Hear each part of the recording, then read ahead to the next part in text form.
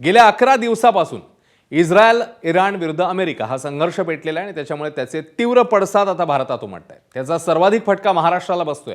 ठिकठिकाणी व्यावसायिक गॅसच्या तुटवड्यामुळे हॉटेल उद्योगांसमोर संकट निर्माण झालंय. गॅसच्या तुटवड्यामुळे मुंबईत 20% हॉटेल्स जी आहेत ती बंद झाली आहेत अशी माहिती आहे आणि 3 दिवस असंच चित्र राहिलं तर मुंबईतली 50% हॉटेल्स बंद होऊ शकतात. प्रतिष्ठित हॉटेल्सने आधीच त्यांच्या मेनूमध्ये कपात करायला सुरुवात केली आहे. याशिवाय मिठाई उद्योग, खानावळी यांनाही फटका बसतोय. LNG तुटवड्याचा उद्योगांना फटका बसला असून LNG अभावी मोठ्या उद्योगांचं उत्पादन ठप्प झालंय, तर MIDC मधील आणखी उद्योग ठप्प होण्याची शक्यता आहे. अनेक भागात घरगुती गॅस सिलेंडर भडकण्याची किंवा पुरवठा कमी होण्याची शक्यता व्यक्त होतीये. या पार्श्वभूमीवर गॅस एजन्सी समोर नागरिकांची मोठी गर्दी पाहायला मिळते.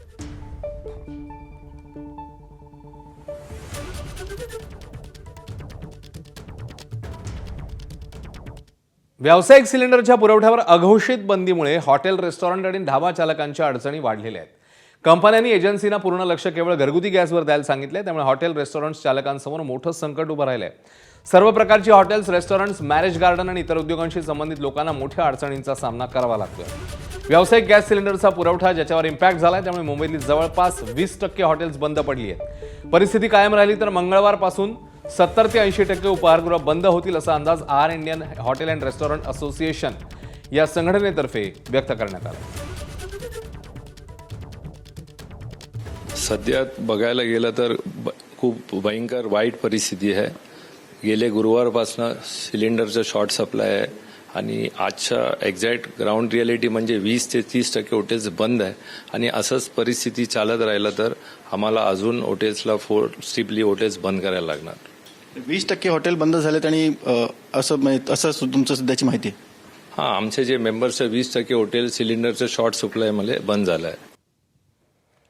दरम्यान गॅस तुटवड्यामुळे पुण्यातल्या हॉटेलमध्ये मेन्यू कार्ड बदलण्याची वेळ आली आहे. जे पदार्थ एकाच वेळी शिजवून तयार करता येतात तेच पदार्थ ग्राहकांना देता येणं शक्य आहे. मात्र ऐनवेळी तयार करावे लागणारे पदार्थ देणं हे बंद केल्याचं हॉटेल व्यावसायिकांनी म्हटलं. त्यामुळे ग्राहकांना इडली किंवा वडा मिळू शकेल, मात्र डोसा मिळणार नाही. हे पदार्थ देखील पुढचे 2च दिवस मिळू शकतील. पुरवठा पूर्ववत न झाल्यास पुण्यातली हॉटेल्स 2 ते 3 दिवसात बंद पडण्याची भीती व्यक्त होतीये.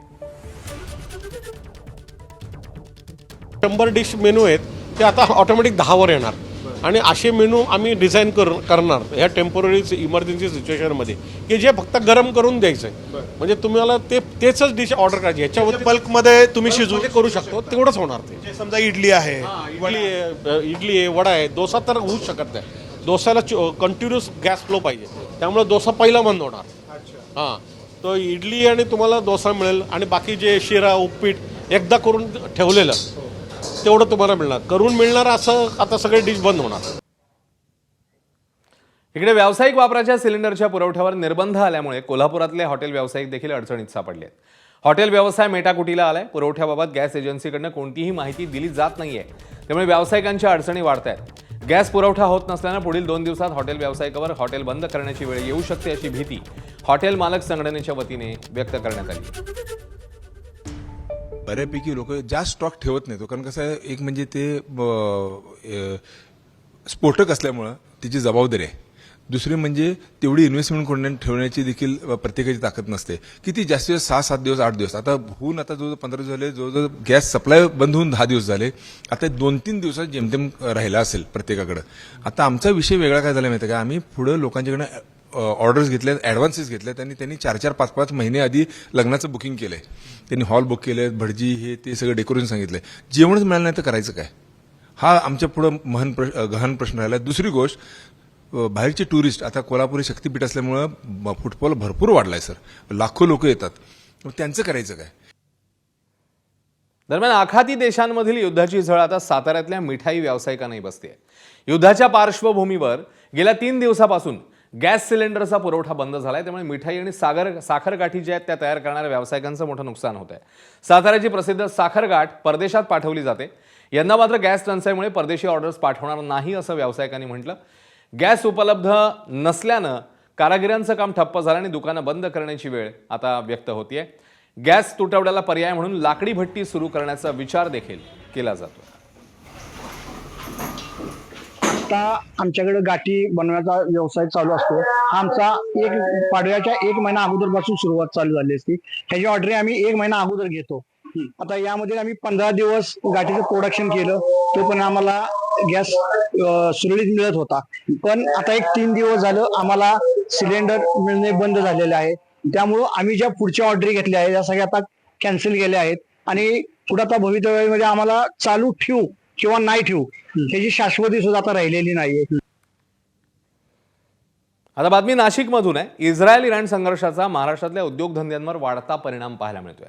नाशिकच्या अंबड सातपूर परिसरातल्या कंपन्यांमध्ये आवश्यक असलेल्या LPG, PNG, MNGLचा मोठा तुटवडा भासतोय.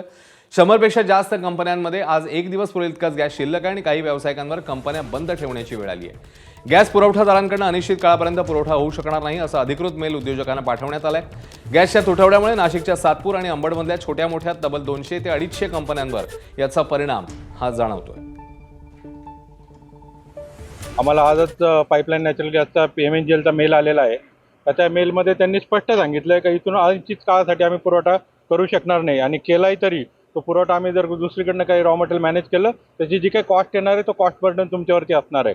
त्याचबरोबर LPGमध्ये जे BPCL आणि HPCL या कंपन्यांच्या मी अधिकाऱ्यांशी बोललो, त्यांनी घरगुती वापर सोडून बाकीचे सर्व सिलेंडर फिलिंग बंद केलेलं आहे. त्यामुळे आज उद्यापर्यंत जो काही आमच्या काय स्टोरेजमध्ये स्टॉकमध्ये गॅस होता, टाक्या होत्या तेवढं वापरू शकेल. पण यानंतर कुठली प्रोसेस करण्यासाठी आमच्याकडे कुठलाही गॅस अवेलेबल नाही आहे. आत्तापर्यंत माझे जे डिस्ट्रीब्युटर आहे त्यांनी मला सांगण्यात आलं आहे की आज पुरतं तुम्हाला गॅस देऊ शकतो, उद्याचं काय हे सांगता येणार नाही. तर आता माझ्याकडे जवळजवळ 90 लोक काम करतात. तर माझ्याकडे 2 दिवस पण काम बंद राहिलं तरी मी 2 दिवस लेबर लोकांना सुट्टी दिली तर 2 दिवसानंतर ते लेबर लोक परत येतील नाही येतील, लेबरचा तुटवडा होऊ शकतो गॅसमुळे. तो लेबर तुटवडा झाला तर मी OEM कंपन्यांना जे आहे माझ्या कस्टमर्स क्रॉम्प्टन, ABB, सिमेंट्स अशा कंपन्यांसाठी मी काम करतो, तर त्यांना मी फिनिश गुड मटेरियल देऊ शकत नाही. तर ओव्हरऑली हा सगळा इम्पॅक्ट टोटल पूर्ण इंडस्ट्रीवरच याचा इम्पॅक्ट येणार आहे गॅसमुळे. आज नाही म्हटलं तरी मोर दॅन 350 ते 400 कंपन्यांवर हा इम्पॅक्ट येणार आहे आणि हे सगळ्या कंपन्या OEMला केटर करतात.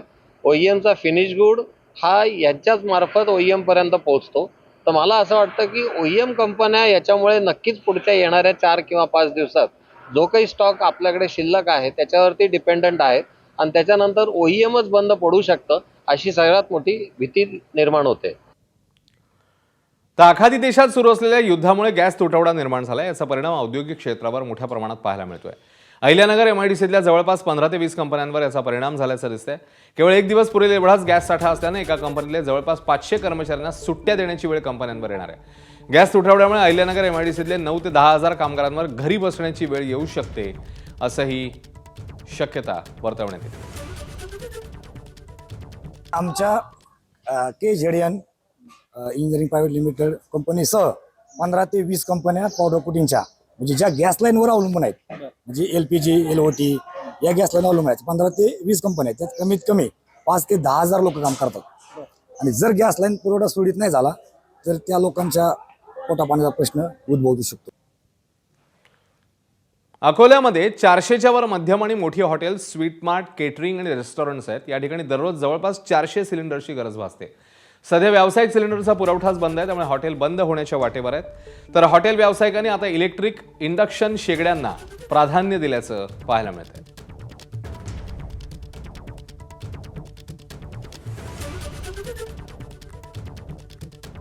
या युद्धजन्य परिस्थितीचा सगळ्यात आमच्यावरच परिणाम झालेला आहे. कारण की जे व्यावसायिक सिलेंडर ज्याच्यावरच आमचा व्यवसाय पूर्ण अवलंबून आहे त्या सिलेंडरचा प्रचंड तुटवडा आम्हाला मागील 2-3 दिवसापासून झालेला आहे आणि जर हा तुटवडा त्वरित पूर्ण करण्यात नाही आला तर येणाऱ्या 2 दिवसात होऊ शकते की अकोल्यातील पूर्ण खाद्य व्यवसाय बंद होऊ शकतो.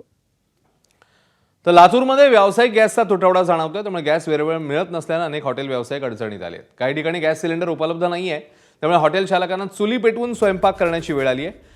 हॉटेल व्यावसायिकाकडनं गॅस एजन्सी कृत्रिम तुटवडा निर्माण करत असल्याचा आरोप केला जातोय. तर 100 रुपयांनी दरवाढ होऊनही गॅस वेळेवर मिळत नसल्यानं व्यावसायिकांमध्ये नाराजी.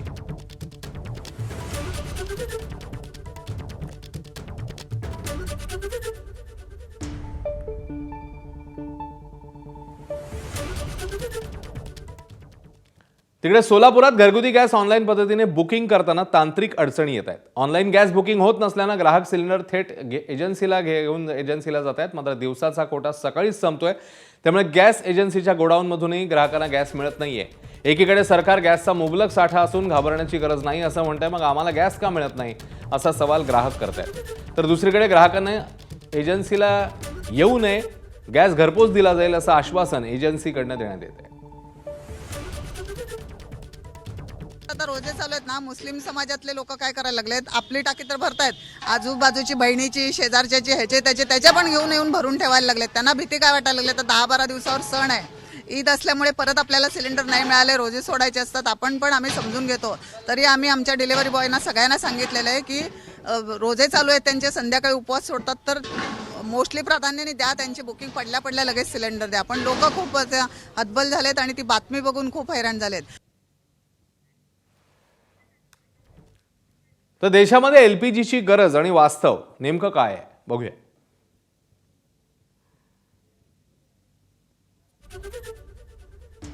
एकूण मागणी आहे 3,31,50,000 मेट्रिक टन. आयात वर्षाकाठी मागणीच्या 67% होते, तर पश्चिम आशियातनं आयात जी होत असते त्याची टक्केवारी आहे 85 ते 90%.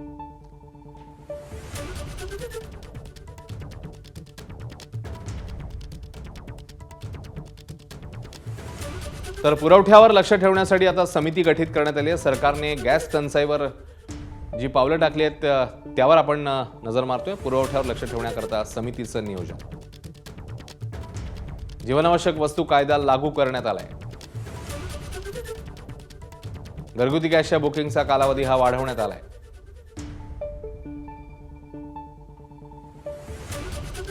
तर 21 दिवसांऐवजी आता 25 दिवसांनंतर बुकिंग घेण्यात येत आहे. ओटीपी आणि बायोमेट्रिक व्हेरिफिकेशन हे सक्तीचं करण्यात आले. तेल कंपन्यांना एलपीजीचं उत्पादन वाढवण्याचे आदेशही देण्यात आले.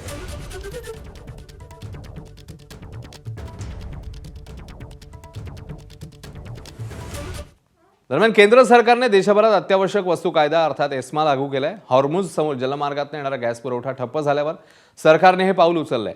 एलपीजी सिलेंडर आणि पेट्रोलियम उत्पादनांची टंचाई निर्माण होऊ नये याकरता केंद्र सरकारने आजपासूनच संपूर्ण देशात एस्मा अर्थात अत्यावश्यक सेवा देखभाल कायदा लागू केलाय. सरकारच्या या निर्णयामुळे रुग्णालय आणि घरगुती वापरासाठी लागणारा गॅस वेळेवर उपलब्ध होईल. तसंच टंचाईच्या अफवा पसरवून साठेबाजी करणाऱ्यांवरही आता सरकारची करडी नजर असणार आहे. तेल कंपन्यांना इतर उत्पादनं कमी करून केवळ एलपीजी उत्पादनावर भर देण्याचे आदेश या कायद्याअंतर्गत दिले गेले.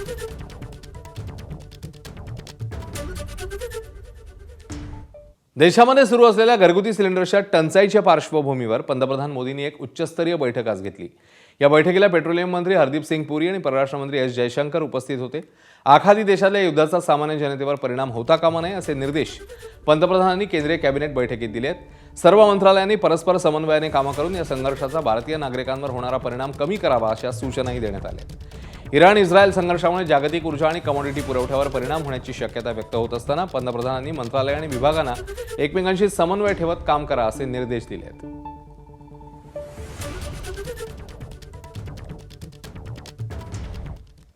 राज्यातल्या गॅस तुटवड्याबाबत महानगर गॅसने निवेदन जारी केले. महानगर गॅस लिमिटेडने स्पष्ट केले की मुंबई आणि आसपासच्या भागात सीएनजी आणि पीएनजीचा पुरवठा सुरळीत राहील. जागतिक ऊर्जा बाजारातील अस्थिरतेचा परिणाम घरगुती पुरवठ्यावर होणार नाही असंही एमजीएलने स्पष्ट केलंय. घरगुती पीएनजी आणि सीएनजी पुरवठा 100% देशांतर्गत उत्पादित गॅसद्वारे केला जात असल्यानं त्यात कपात करण्यात आलेली नसल्याची माहिती महानगर गॅसने दिली.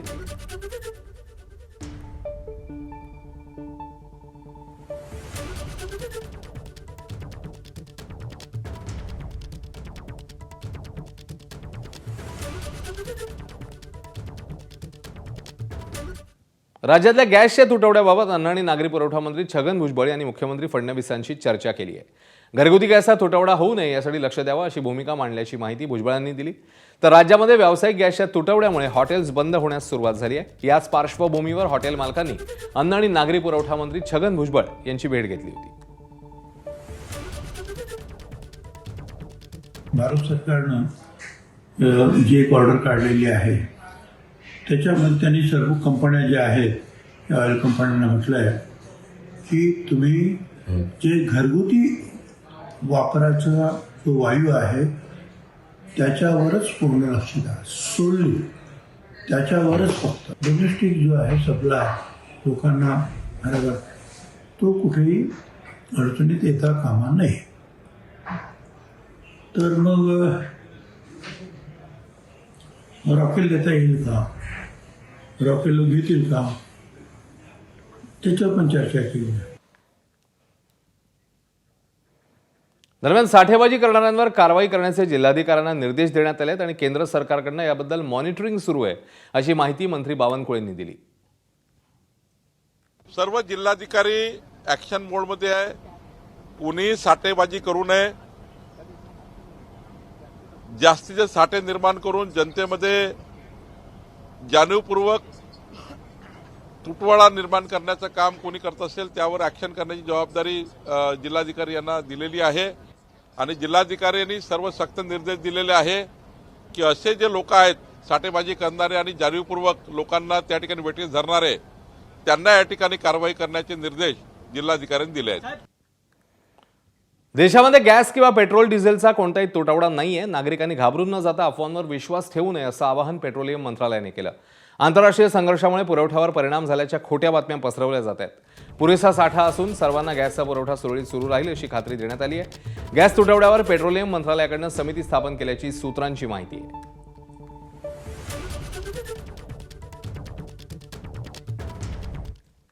दरम्यान JNPT निर्यातदारांना एक मोठा दिलासा मिळतोय. बंदरात अडकलेल्या कंटेनरवरील शुल्कामध्ये सवलत देण्याबाबत नोटीस जारी करण्यात आली आहे. मध्य पूर्वेतल्या तणावामुळे अडचणी कमी करण्याच्या दृष्टीने हा निर्णय घेण्यात आलाय. निर्यातदारांचा आर्थिक ताण कमी करण्यासाठी केंद्राने निर्णय घेतलाय. अडकलेल्या कंटेनरचे टर्मिनल यार्डमध्ये साठवण करण्याची सुविधा देखील उपलब्ध करून देण्यात आली आहे. तर सीमाशुल्क विभागाबाबत सोबत समन्वय ठेवून बंदरावर आलेल्या कंटेनरचे तात्पुरते ट्रान्सशिपमेंट करण्याची व्यवस्था होतीये. वाढीव माल साठवण्यासाठी टर्मिनलला अतिरिक्त जागा उपलब्ध करून देण्यात आल्याची JNPAने माहिती दिली.